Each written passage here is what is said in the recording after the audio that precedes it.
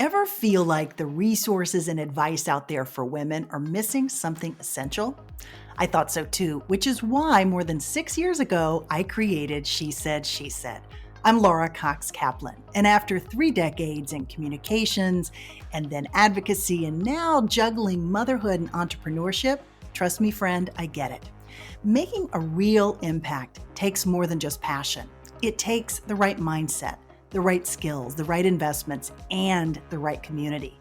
On this show, we dive deep with incredible women from all walks of life who have been there. We uncover the secrets to building influence, navigating tricky relationships, and staying true to ourselves even when it's tough. And let's face it, it often is. I also throw in my own favorite productivity and life hacks, things that have shifted my perspective and might help you too.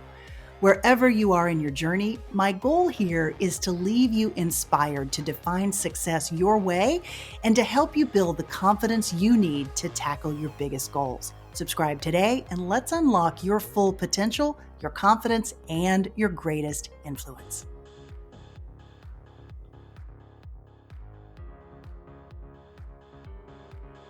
Ever notice how some people just seem to know how to navigate workplace relationships effortlessly, while others hit that invisible ceiling despite all their hard work? I'm Laura Cox Kaplan. Welcome to episode 327 of She Said, She Said podcast. Today's conversation is with Professor Melody Wilding, and she is going to give us great perspective on what's really going on as it relates to that question. Melody is a therapist turned executive coach who's uncovered something that might be holding you back in your career right now. Here's the thing. Most of us pour everything into mastering our technical skills. We take courses, we get certifications, and we work overtime to be excellent at our jobs. But Melody's research shows that technical expertise is just one piece of the success puzzle. What often determines who advances and who plateaus is something completely different. It relates to our ability to navigate the psychology of workplace relationships. Now, in her new book called Managing Up, Melody reveals 3 game-changing insights that you're going to hear more about today. First, managing up isn't about making your boss look good, strangely enough. It's about creating conditions for your own success and sustainability. Second, what often feels like overthinking or maybe anxiety about workplace interactions is actually a skill gap itself that anyone can learn to bridge. And third, you'll discover a simple framework for making your thought process visible to leadership so that it positions you as a strategic partner rather than just as a competent subordinate. Now, if you've ever wondered why your hard work isn't translating with opportunities or recognition, this conversation is going to be very illuminating. I will also say, too, this is not just a conversation for somebody who's working in a really linear corporate structure with maybe a command and control structure, but also for those of us who are responsive to peers and to partners and to stakeholders, maybe a board of directors, for example. All of Melody's advice, I think, applies in those circumstances as well.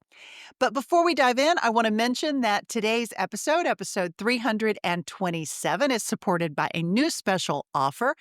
I don't know about you, but I can't go anywhere in the summer without a hat. It is so important to protecting my skin. This is certainly true as I have aged. And while sunscreen is important, so is wearing a hat, which is why I'm really thrilled that one of my favorite hat brands is now a sponsor of this podcast.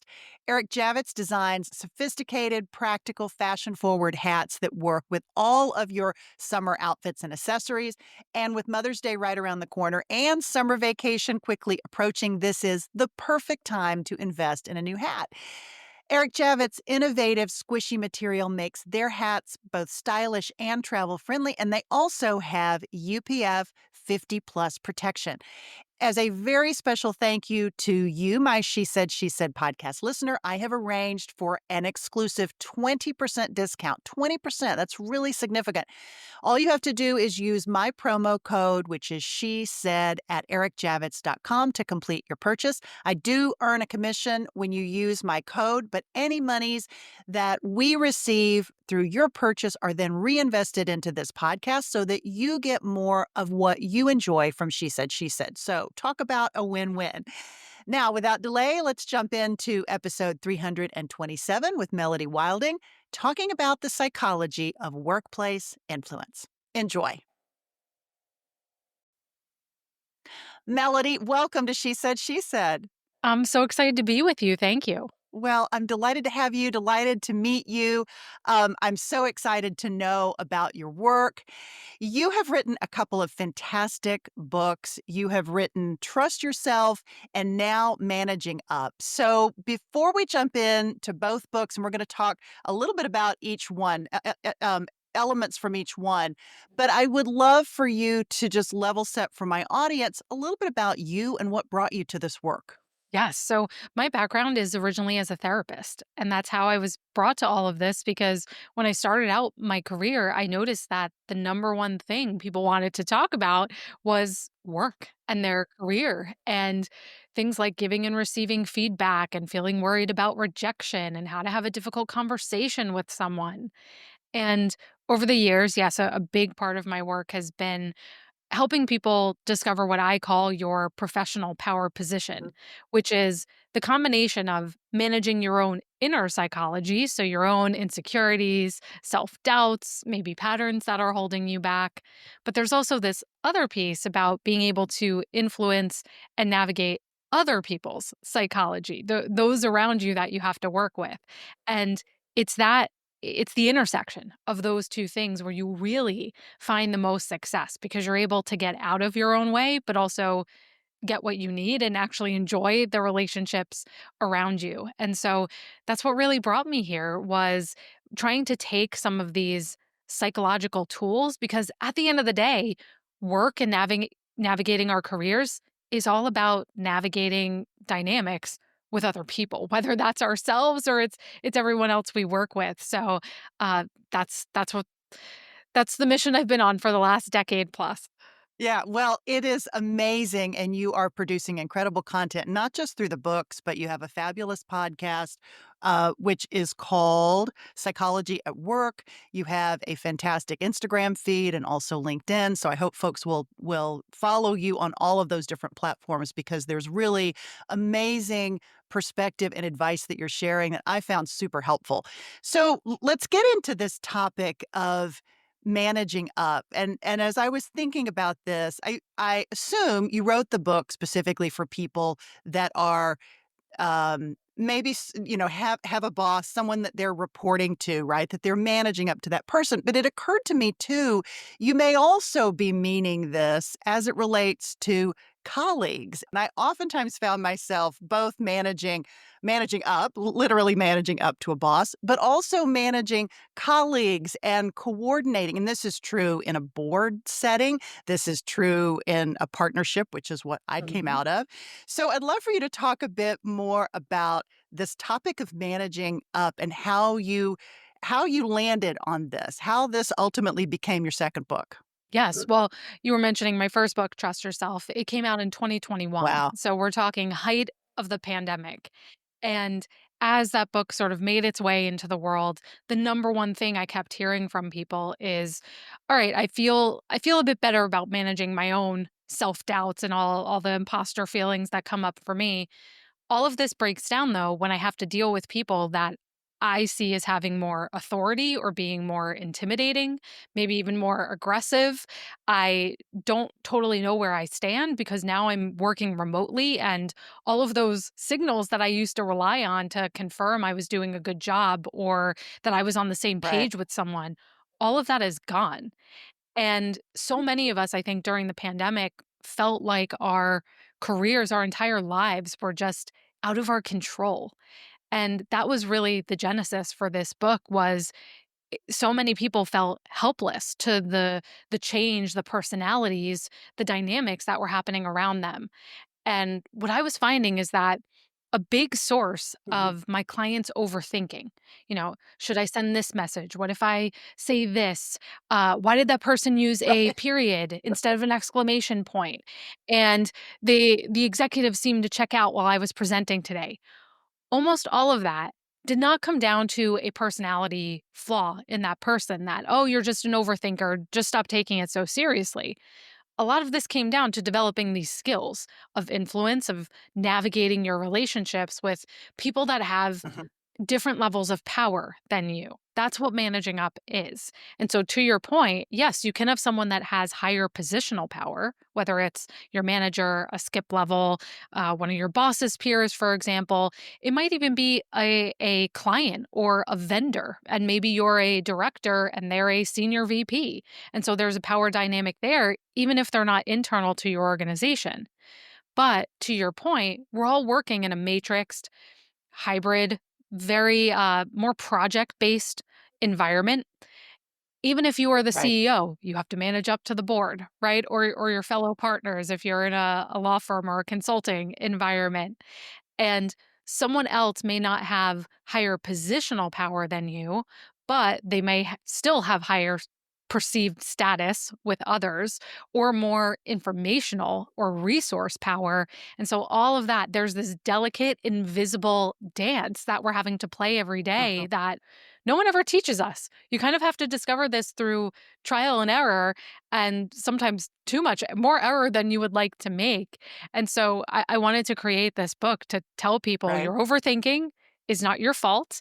And there is this very, very learnable tactical skill set that will eliminate so much of the ways you are second guessing yourself or feeling out of control right now. One of the things that I wanna make sure and put a finer point on that you talk about in the book is that managing up has less to do with your boss and more to do with you, right? And so you're sort of getting Yes. to that as it relates to your own psychology about how you think about that relationship. Yes, because I think, and even I felt this earlier in my career. I would be curious if this was true for you as well.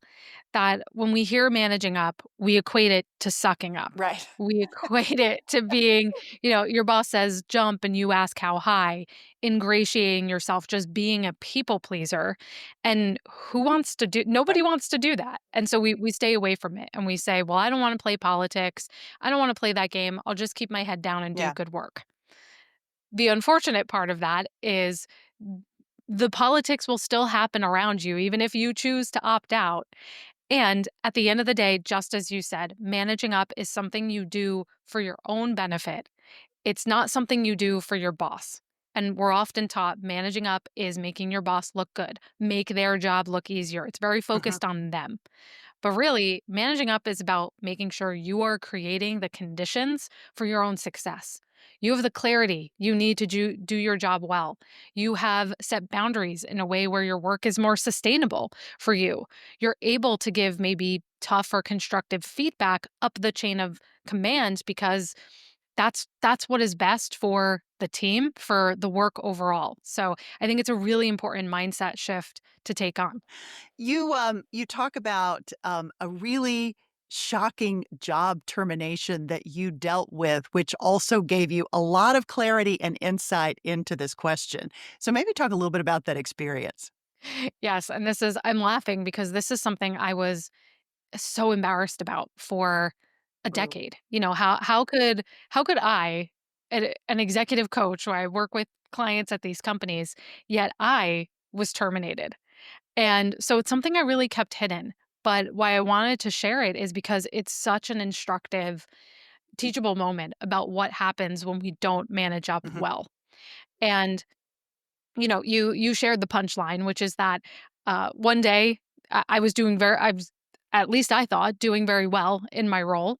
I had gotten positive performance reviews. I felt like my boss and I had a strong relationship, all intents and purposes. And then one Melody, were you in a company at this point, or were you working with clients or maybe doing both?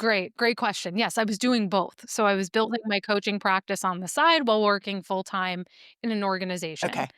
And again, I thought everything was going well, but I woke up one morning. I should have realized something was wrong when you're asked to get on a phone call 8 a.m. on a Monday after a holiday. Um, but had Was someone on never a for good the sign. never, yeah, hindsight is 2020 there as well. Um, but the person on the other end said, this is so and so from a external HR firm, and I'm here to tell you that your position has been eliminated, and your employment here is over effective immediately. And it was so many of us have had that situation where you just feel blindsided by something. And looking back, I realize it's because I didn't have so many of these conversations I talk about in the book. Right. One of them being alignment, where yes, I was on a surface level aligned with my boss about, okay, this is what we're trying to get done week to week. But I wasn't aligned on a macro level about the project I was working on. How does this matter to the business overall? What is the future of this in 3 to 5 years? I wasn't willing to have the feedback conversation and to really probe when I felt misgivings about the longer term feasibility of this project. And I wasn't building my visibility. I wasn't having the networking conversation. So I had no one willing to go to bat for me when the time for cuts came. And really, it was because I was on a pet project of my manager's that was really not connected to the core business. So it was seen as a money pit. Yeah. And so all of these things taken together, I had not managed up well to my direct supervisor, but also managed up in the broader organization as well. And that's an important shift because we don't want to make our boss our single point of failure. Right. They may not have certain sway. For many of us, our career trajectory, whether it's a promotion, it's our project assignment, our bonuses, those are determined by multiple people's input. And your boss may leave, or your boss may not have influence at a certain level. You want to make sure you have those other connections that you're managing up beyond your direct boss. Yeah. Yeah. So that you're really building that larger network of connections, right? Yeah. Exactly. Yeah, so interesting. So one of the other topics, there are many, in fact, but you talk about imposter syndrome, and I happened to catch one of your podcasts where you do a deep dive into this topic, and you explained it in a way that was kind of new to me. I'm very familiar with the term "live it," much of the time still, notwithstanding my advanced age and experience, and I think this is true of an awful lot of people. But the way you explained it in the podcast really resonated with me. So I'd love for you to talk, provide your definition of how you see imposter syndrome, but also tie it into this concept of managing up and how are these two pieces connected? Yeah, I love you drawing that connection because yes, we have to be able to trust ourselves and get past some of those hangups in order to be able to put ourselves out there and manage Yeah, up. Because what see blocks many people is the fraudy feelings of, well, who am I? Who am I to step up and say, I want to be an expert right. in this area? Or who am I to tell my boss what I need or how to do their job? Those are the types of things we jump And to. and having that conflict between being confident and humble and striking that right balance, I swear I think I'll struggle with this for my entire life. I just think it's really hard to ultimately get there. So I apologize I cut you off. No, it completely is, and this sort of right, we could go on a whole conversation about particularly as women, Right, right? yes. We're conditioned to be a team player, don't rock the boat, don't be too tall of a poppy because people don't like that, and that also gets to the visibility Mhm, mhm. conversation, right? You don't wanna outshine other people, don't take all the credit, and, to a certain extent, that is true, right? You have to straddle this line of being a team player and making sure your individual efforts are Right. known. And so we can loop back to that for sure because I think that's a important tension to explore. But when it comes to imposter syndrome, many of us think you just need to be more confident. Just believe in yourself and all will be well. If only it were But that easy. what we don't realize, if only, right? It's like when someone tells you never in the history of calming down has anyone when Exactly. you're told to calm down, that only makes things Yes. worse, it's kind of the same thing. So when it comes to imposter syndrome, really at the core, imposter syndrome is an inability to Mm, internalize your accomplishments. That's what it's all about, that you are not taking the good things or the satisfying ways that you've made yourself proud during a week, a moment of strength that you've had where you had to push through some resistance or set a boundary, have a difficult conversation. you are not integrating that into your identity of how you see yourself. It's like the negatives stick to you like Velcro. Oh, this person criticized me for this. They didn't seem on board with that. They don't believe in Right. me, whatever it is. That sticks to us. We attune to that, and the good things just slide off of us like Teflon.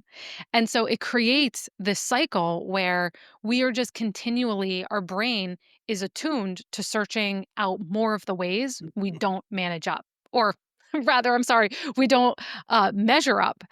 And that becomes this self reinforcing cycle. You see it all over, everywhere. And so really to get I don't wanna say get over imposter syndrome because I think for many of us it Uh-huh. is a lifelong journey, particularly as you level up, then you face it's sort of like it introduces a Yeah. new echelon of your imposter syndrome, but really learning to integrate what's going well into your identity Mhm. without becoming boastful or big-headed, but just allowing those experiences to sink in is key because this is really about identity. If you do not see yourself as someone who is resourceful, who can figure things out, who is resilient to setbacks, then you will continually we attune our beliefs, guide our actions, right? We will always act consistently with our self-belief. And so that's what we have to work on changing. And what I talked a lot about in that episode is how do you actually internalize your accomplishments? I love what you just said. I was thinking about this, and I've just taken this. I did a certificate in positive psychology over the course of the last couple months, Yes. and one of the things that I was thinking about as I was preparing for this interview is this evolutionary um, wiring that we have to focus on the negative. And when we know that we have kind of a default position to focus on that one thing out of 10 that went wrong, when we know that we are wired to do that and we can become more aware of it, it can be have sort of a liberating aspect to it. And you just talked about the importance of that self-awareness, right? Of really capturing all the things that you do well to remind yourself. And I think in the episode too, you talk about something you have a different term. I have my term is and I have an "atta girl" file, "Atta girl, good job." Mhm. You call it something different, but it's the same approach where you're keeping a list of all those things that you've done really well so that when you have a really crappy day, you can go back and look at that. So true. Yes. And I think also I love that you've done the positive psychology program. I have so many colleagues that have gone through that. It is It's amazing. fantastic. Yes, it's love it. And Seligman's work, right? One of the Right, main researchers you study is all about what's the difference between an optimistic and a right. pessimistic mindset. And when you're struggling with imposter syndrome and something does go well, you see it as temporary and as a fluke, like, "Oh, this is not gonna last." You see it as external to you that, "Oh, this was just luck," or "That person was having a good day, that's why they said that." So it's not internal to you, and you see it as it's just this one situation. This does not suggest anything about me overall, right? And so if we switch that, we wanna make sure that this is internal, this was a result of some of my effort or Right. my character, this actually does suggest ways I do have capacity or capability in other parts of my work, and, um, that that this is something that is consistent, right? I've done this Mhm. before, I can do it again. So super important, and yes, I call it a brag book, Love that. brag file, very similar concept, but the idea is how do you train your brain in a just a very simple manner to be looking for what's gone well? What are you proud of? Even if you didn't get the outcome you hoped, because you can't always control that. Most of the time, you can't Yeah. control that. But you still need to be thinking about what did I bring to the table here? Like, how did I navigate this differently than I might have in the past? And when you make that a habit, it doesn't change overnight, but you gradually start to notice that some of the harsh critical self-talk starts to fade into the Yeah, I background. love that. That's really terrific advice. Um You talk about developing the capacity for discomfort and distress tolerance. Talk about how that's relevant to this topic of managing up. Yes. Yeah, another important concept from psychology is increasing our capacity for Mm, distress without resorting to self-sabotaging behavior. So many of us when we feel uncomfortable, we do things like we jump into fill in somebody mm, else's sentence instead of just kind of waiting for them to give us their feedback. Some people also do this with their team. They overfunction where because they don't want to face the discomfort of potentially something not going according to plan, they will swoop in, fix the situation, make sure everything is taken care of, get the project over the finish line. And with managing up, this may a big way I see this is with boundaries where your manager may bring you something and because you haven't learned to surf those difficult emotions within yourself, you just say, "Yep, sure. Uh-huh. I'll figure it out." You just keep saying yes and yes and yes. Your plate keeps growing. So it this is where that inner psychology and being able to influence others really comes into play because we need to be able to manage our own emotions in that moment where we need to speak up and say something that's difficult, or we need to raise our hand in that executive meeting and ask the question no one has asked yet, but ultimately positions you as someone who is more strategic. So, in all of those ways, every time you do that, right, it's like you expand that mhm. comfort zone a little more. You prove to yourself, okay, I didn't die, right? That's important because your nervous system is like, "This is very dangerous. Feels like a huge threat. Maybe we shouldn't do this because we're gonna get rejected from the entire group, and that is unsafe." But you start to teach your nervous system, Right. "This is okay." And I'm sure all of us, I'm sure you have things in your own career that you do now, and maybe you think back 1, 5, 10 years, and you're like, "I never could have done that back then," but now it's just Uh-huh. sort of routine. Yeah, Yeah. so interesting. I love the connection that you made. You talk about boundaries, but it also, strikes me that it's really important in terms of learning to work collaboratively because that's about the relationships that you have with your colleagues. And if you're the one who's always swooping in, not only are you running the risk of just destroying any sense of a boundary, you also are maybe missing an opportunity to really have stronger connections with those colleagues that you're supposed to be working with, who collaborating with. Yeah, that's right. And you may deprive them for their own Exactly. opportunities for Yeah. growth, right? And make them dependent on you. So God forbid you get sick, you move on. You want to make sure the people around you can act independently without you being there. Yeah, absolutely. Okay. You provide in the book a number of strategies and scripts that folks can use. So I'd love to run through a few of those. One is you talk about the importance of sharing your thought process, that your thought process that as you're providing a recommendation to your boss, that your thought process about how you reached the recommendation that you're making is as important, maybe more so than the recommendation itself. Talk about what you mean by that. Yes. Yeah. And we're often told when it comes to managing up, come with solutions, not Right. problems, right? Classic sort of one liner, Absolutely. but it's really simplified.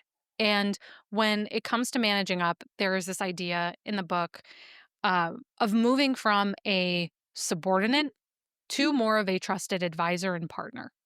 Instead of someone who is just that order taker, becoming more of an ally to your manager, which is honestly more fulfilling for you, but also helps level out that power dynamic that Right. you're not in this one down position, you're actually a contributor to the conversation.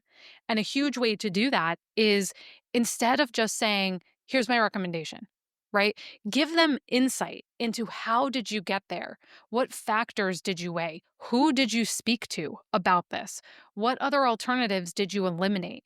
That is how you show your ability to problem solve, to network, to work cross collaboratively without saying. those things. It's the difference between, don't just say it, show it to Right. me.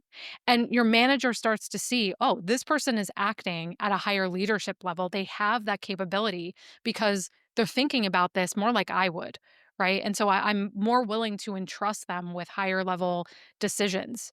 And so we want to bring them in to that process, not taking them on a long, winding journey. We still have to make this concise and to the point so they can track with what we're saying. But it it is so valuable also for them to be able to explain, like, let's say you are trying to pitch a certain project that you want buy-in for. Well, you want your manager to be able to answer questions in a board meeting, for example, about, well, why didn't we consider this or that? And you want to make sure your manager has that information to go to bat for you as well. You are so right. That is so smart. You also talk about the importance of developing pushback power. Talk about what you mean by that. Yes, so this is where that idea of there are these invisible power dynamics around us that actually dictate uh, how we navigate these relationships. And so your pushback power is what I consider your leverage to push back, to set Mm. boundaries, to say no. We all have a different level of that depending on things like our tenure in the organization. Are we one of the only people that can do our role, which means they may be more willing to accommodate us? What is the strength of your relationship with that person? How much social capital and rapport do you have built up? What's the state of the organization? Are we in a relatively stable, growth oriented time where, again, people may be willing to be a bit more flexible? Or are we in kind of a huge change or crisis time where it's all hands on deck? We have no margin for flexibility here. So, all of those things dictate how often and how forcefully you can say no. Yeah. Like, for example, if you are I'll use SVP, a senior vice president example. You work in a really niche area of finance. You have been at the organization for 6, 10 years. You have a very different level of pushback power versus someone who is a more junior level assistant who has been at the organization for a year or two, for Right. example. Now, even if your pushback power is on the lower side, that doesn't mean you can't say no. You can. You just have to approach it a little more deferentially or a bit more tactfully and diplomatically. Mhm. And in that chapter, it's called the boundaries conversation. I give a number of different techniques for being able to push back and say no. If your pushback power is on the way lower side, a great one you can use is called the conditional yes, which is say yes now, but set a boundary for later. And that may be something like, I'm happy to take this on because I know we're up against this end of quarter deadline. I want to make sure that we both recognize in the future I may not be able to accommodate a less than 24-hour turnaround on this. Mhm. Or something like, again, I hear this is important because we need to get this to the client. What I would love to do is set some time for next week for us to go through this workflow and make sure that next time this comes around, we could be a bit further ahead of this so we can both accomplish what we need to here. Um, so that's a really great strategy to use. Yeah, I love that. It reinforces really clearly the importance of deep situational awareness. Like wherever you sit in the organization, at whatever level you are, it's really about understanding that and being super self aware of what's going on around you. What is everybody dealing with, right? Completely, which is harder now when we're all not co-located. Right. And it requires you have to be so much more proactive about connecting with people, asking good questions about what's going on in your world. And even in your one-on-ones, incorporating questions for your boss around what are you hearing at your leadership level? What's coming down the pike that we should be aware of? And just observing things like who is their camera on during a meeting, who's not here, who's not speaking, who's left off of that email chain. All of these are now in this new environment that we're operating in are different power signals than we may have had 5, 10 years ago. Totally, and I think navigating that it's so incredibly tricky. Do you have any other suggestions for maybe how folks can navigate this sort of in person slash sometimes virtual, sometimes not environment that all of us are living in to one degree or another? Yes, yes. The earlier conversations, the earlier chapters in the book are the more foundational ones. Mm. And one of those, I think one that is also my favorite, it's called the styles conversation. And this is about recognizing that what we often perceive as difficult behavior is often just a difference in approach and preference. And so you may notice that your let's just take an example of a colleague rather than a manager, but that your colleague is someone who replies to emails very shortly and will say, "Okay, got it," versus you may be someone who replies with, "Yes, thank you for sending this. I understand, blah blah blah. I will be talking to X Y." You're a bit more elaborative in the way you communicate. And in that chapter I talk about how, roughly speaking, our communication styles can be broken down to how dominant are we, how much control or how much do we like to assert ourselves in relationships, and then sociability, how much do we care about building rapport, our connection with other people. You map that on a 2 by 2 uh, grid and you get 4 different styles roughly.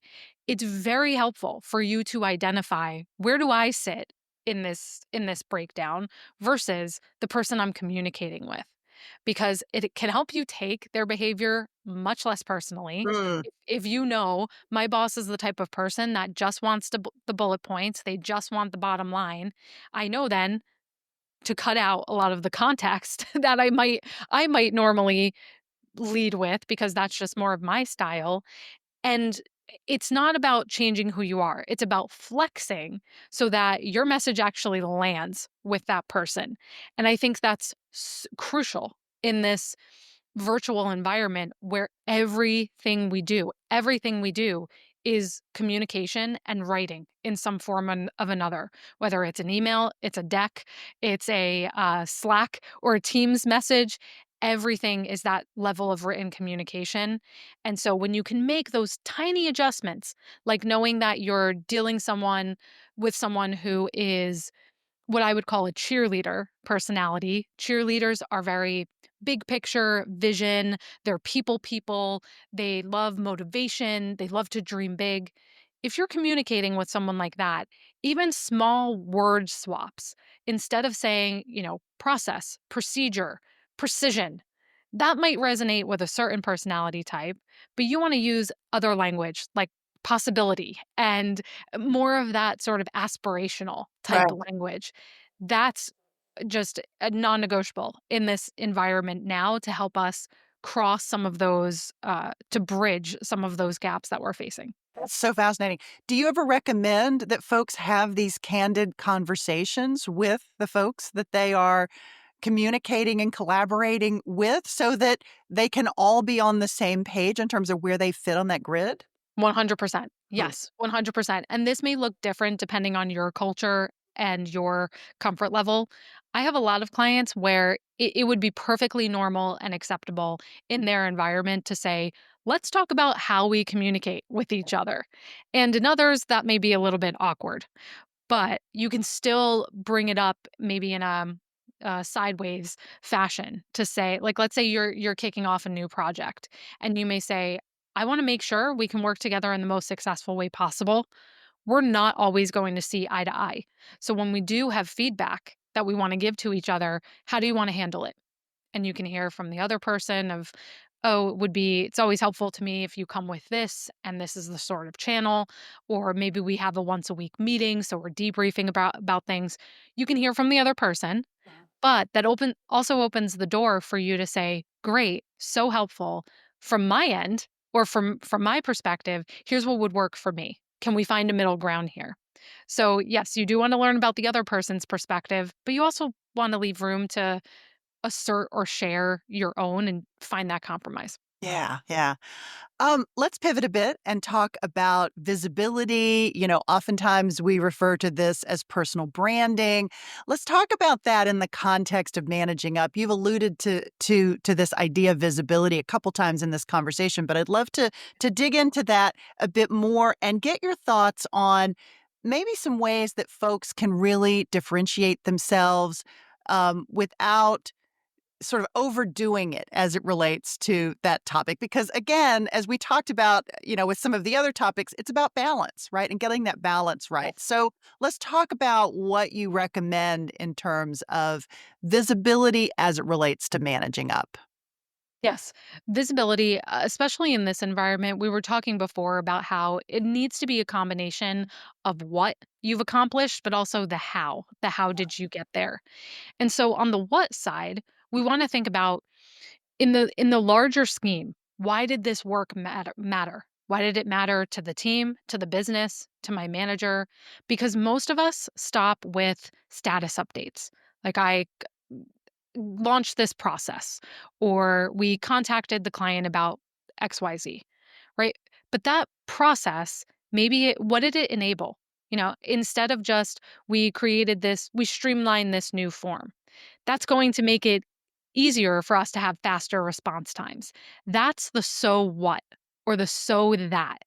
And I think that's very helpful to think about. Okay, there was the responsibility or the task I performed so that Hmm. what could happen or what was the outcome of that. So I think it's a hard mental exercise to put yourself through, but it's an important way to train yourself to think more about this outcome and results oriented thinking. And that's a change you can bring directly into your one-on-ones with your manager instead of just focusing on the punch list of here's where this project is and we're following up with this person. You start with wins, milestones, you can call them whatever you want, but you start more of that rundown of here's where we are, here's the outcome of each of these, so that your manager knows you're actually getting tangible things done, you're creating value, and then they have something they can run up to their own leadership. You're sort of handing them that cheat sheet. And so much of good managing up comes down to saving the leaders around you cognitive energy. Yeah. Because yes, you will make their job easier. That's a good side effect of it. But then you're also driving the narrative that you want told about your work. And if you don't do that, it might not get told at all, or it might get told in a way that you're not satisfied with or doesn't accurately represent what you've done. So that's the first thing is to think more outcome based. And then storytelling is also very powerful. Storytelling can be a very intimidating phrase for many of us because it feels like this, like I need to be, Pixar level, Disney type Super creative. Yeah. weaver. Yeah, very create. Yes, exactly. But storytelling can be very simple. Problem, action, solution. Give yourself a framework like that. And there's many in the book. I'll go through one more after this. But problem, action, solution, really simple way to structure this is where we were, right? This was the situation and this was the complication we were facing. Here's was some of the consequences of that to the team, to the work. Here was what we did, and that should be a combination of your individual effort plus what the rest of the team did. And then here was the outcome. Here was the solution. And so that's a framework you can use whether you're creating a presentation and you do a quick little case study, you're speaking up in a meeting and you want to share an anecdote that way to provide some value there. But problem, action, solution is one. And then another one of my favorites that I think a lot of women in particular find useful is called we, then me. We is here was the group's effort. You acknowledge that, you express gratitude, and then you add your piece. So let's say there was just a reorg that was finished, and you say this was a heroic effort by HR and by our operations team to make sure we could get this done by this certain deadline. And also, I really appreciated the opportunity to work on this piece of making sure that role clarity was there for everyone who will be moving to a different team. And so you balance that team player, but also making sure you're getting individual recognition. Yeah, I love that. I absolutely love that construct. How does this translate, Melody, into external visibility? Because we're talking primarily about the internal visibility, which is super important, but there can also be a real benefit to having external visibility and your personal branding externally as well. So maybe talk a little bit about how do you get the balance right there? Of course, yeah, and I appreciate that we're talking about this again because that's good career insurance. You never know Mm, what's gonna change right. in your organization. One of my favorite hacks in this area is that when you are having networking conversations, connection calls with people, whether that's internal to your organization or outside it, that at the end of those conversations, you ask, who else should I know? Who else should I be talking to? And you can even say, even if it's someone outside of the organization, maybe let's say you're talking with someone about AI and trying to learn that skill set. And you may say, who else do you know that's doing great work in this area, even if they're outside of the company? Because I'm really trying to soak in everything I can. Right. And so creating like that network effect, those nodes for yourself is a really easy lift that then doesn't require a lot of extra effort from you, which is excellent. Yeah. Those storytelling frameworks are also something you could use on social media. Now, you may have to strip some details or not share specific project names, for example, but the we then me is perfect for sharing something on LinkedIn after your team, again, pushes something over the finish line. You could say, really proud of everyone. Thank you to our executive sponsor, so and so. That's also something you could post on an internal channel, but that all of that helps you get other recognition.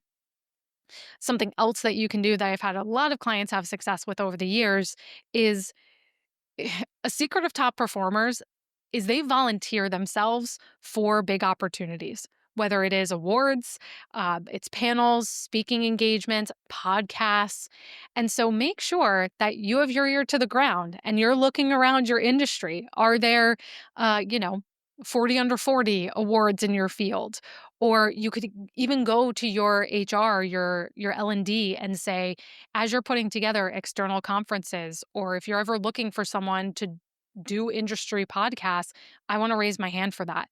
They're always looking for those sorts of volunteers. So those are all very easy ways without a lot of heavy lifting and extra effort from your end. Yeah, I love that. Those are really great suggestions. Um, Melody, maybe one final question for listeners who want to immediately implement some of what you've been talking about in the conversation today. What is maybe one action that my listener can take to put this in place immediately? Yes. Yeah. There's so much here. And I always say information without implementation is useless. So even if you took one tidbit away, but I think the easiest place to start, as I said, the chapters in the book, the conversations are framed in terms of the most foundational to more advanced ones. Uh-huh. And the first one is about alignment. Alignment, it is the first conversation because it's both foundational and it's one of the lower entry points to start with. Yeah. So much of it is about listening and asking good questions. And so, if you did one thing today, no matter if you've been in your organization for a month or several years, have an alignment conversation with your manager to say, looking ahead, I want to make sure we're on the same page and agreed about what success looks like. What does that mean to you? What are the types of things keeping you up at night in the moment? What types of metrics do you discuss with your own boss? Because I want to make sure that's what I'm working towards. That is a excellent place to start. It sets the foundation for everything else. I love that. Melody Wilding, thank you so much for today. I really loved meeting you. I loved our conversation. Folks can find links to your website. You are a public speaker in addition to the other work that you do, coaching folks to help make them successful. But you also have these two fabulous books, Trust Yourself and your latest, Managing Up. Melody, thank you so much. Thank you. Thank you. Hey, friend, I'd love to hear your feedback on this episode, and I'd love to hear which of Melody's advice really stuck out to you. As I was reflecting on this conversation, I was thinking about what she said related to not just offering your boss an answer to the question, but actually walking the person through your thought process for how you got there. And I thought that was such a brilliant strategy for really differentiating yourself in the workplace. I also think it's important to reinforce that this conversation and Melody's advice is applicable whether you're in a more linear corporate structure or whether you're managing more senior stakeholders or maybe a board of directors or something along those lines. So I think it really is advice that resonated so deeply with me because of the different roles that I've had over the course of a 30-year career. But I'm really curious to hear your feedback as well. Also, don't forget to take advantage of our very special new promo offer that we're including today. That is with ericjavits.com. You can purchase yourself a fabulous new hat or maybe get one for your mom or both by using my promo code, which is She Said. Again, that's ericjavits.com. I do earn a commission when you use my code, but rest assured, any commission that I receive will be reinvested into She Said podcast so that you get more of what you enjoy from this podcast. Talk about a win-win. So, friend, I hope you have a great rest of the week. I'll see you again next week. And remember, She Said podcast is a weekly production of She Said Media. Take care.